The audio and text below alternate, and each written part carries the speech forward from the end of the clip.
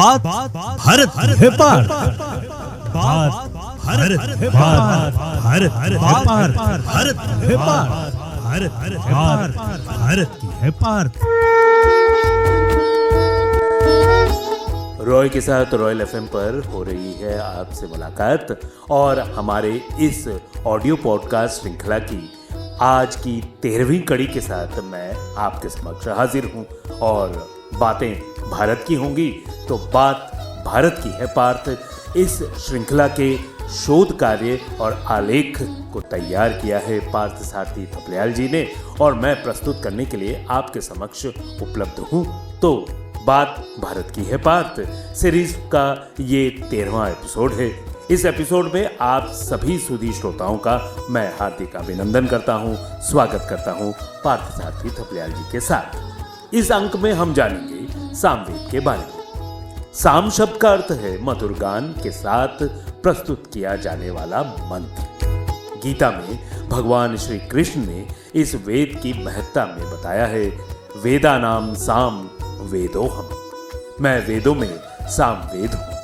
सामवेद चारों वेदों में तीसरे नंबर पर है। ऋग्वेद, यजुर्वेद और सामवेद को एक शब्द में प्रस्थानत्रयी वेद कहा जाता है। ये वेद गायन प्रधान है। सामवेद उपासना प्रधान वेद भी है।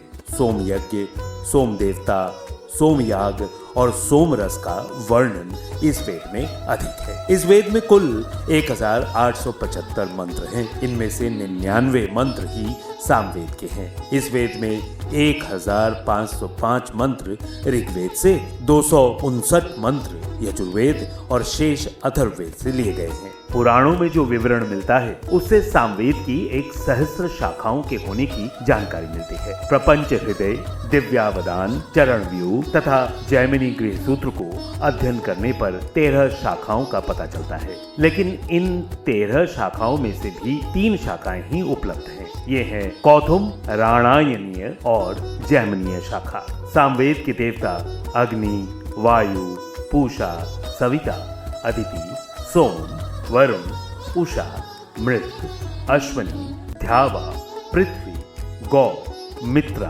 आदि हैं। सामवेद का उपवेद संगीत वेद है। गीत, नृत्य तथा वाद्य संबंधी ज्ञान इस उपवेद में है। भरत मुनि जो नाट्य शास्त्र के प्रणेता हैं, वे इस उपवेद के प्रधान आचार्य हैं। कोहल का तालाध्याय, मतंग ऋषि के बहुउद्देशी, नारद ऋषि की शिक्षा, संगीत मरकंद, शारंग देव के संगीत रत्नाकर ने इस वेद को समृद्ध किया है। भारतीय संस्कृति में सामवेद संगीत का आधार है। गायन के साथ स्वर षडज, स, ऋषभ, रे, गांधार, ग, मध्यम, म, पंचम, प, धैवत, धा, निषाद, नी और मंद्र मध्यम व तार सप्तक का ज्ञान तथा ग्राम गान यानी कि सार्वजनिक गाना, द्राम गान यानी कि सामूहिक गाना, आरण्यक गान, जंगल में गाना, उद्यगान,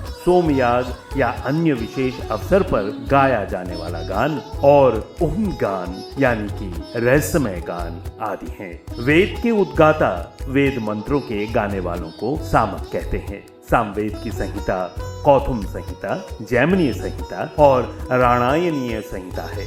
इसका उपवेद गांधर्व वेद है। भारतीय ललित कलाओं का उद्गम यही वेद है। सामवेद का ब्राह्मण ग्रंथ तांड्य है। इसका आरण्यक ग्रंथ छांदोग्य है। सामवेद का उपनिषद छांदोग्य उपनिषद है। छांदोग्य उपनिषद में ओम का विवरण व विस्तार उपलब्ध है। छांदोग्य उपनिषद बहुत महत्वपूर्ण है। ये जानकारियां श्रोताओं की जिज्ञासा बढ़ाने के लिए है ताकि इन बिंदुओं पर रुचि रखने वाले वैदिक ग्रंथों को पढ़कर ज्ञान की वास्तविकता को जान सकेंगे। बात भारत की है पार्थ। आज का अंक बस यहीं तक। अगले अंक में फिर होगी आपसे मुलाकात। तब तक के लिए नमस्कार।